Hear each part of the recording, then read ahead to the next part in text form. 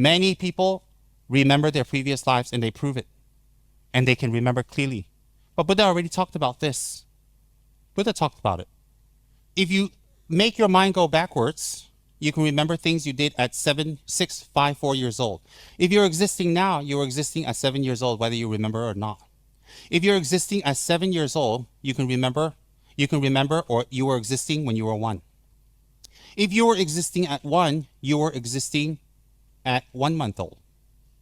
If you were existing at 1 month old, you were existing at birth. If you were existing at birth, you were existing prior to birth when you were in mama's stomach. If you were existing in mama's stomach, you must have been existing prior to before you were in your mama's stomach. Otherwise, the mind stops. It cannot just continue. So therefore, at the time of conception, when your mother's red cell and your mother's red cell and the father's white cell, that's what it says in the scriptures, red blood and white boddhicitta merge. That's when the consciousness enters the body. It says in Tantra, Buddha said specifically. Consciousness enters the form of a body, sukh form, at the time when these two seeds merge. Once these two seeds merge, consciousness has entered.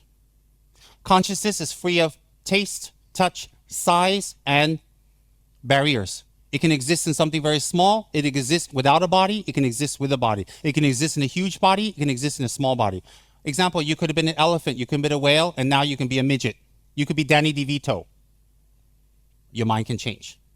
So hence, the consciousness is continuous. On the basis of logic, on the basis of examination and debate, you can say that your mind does exist. And because it exists, it must exist at a prior moment. Because it existed a prior moment, it must have existed a moment before that.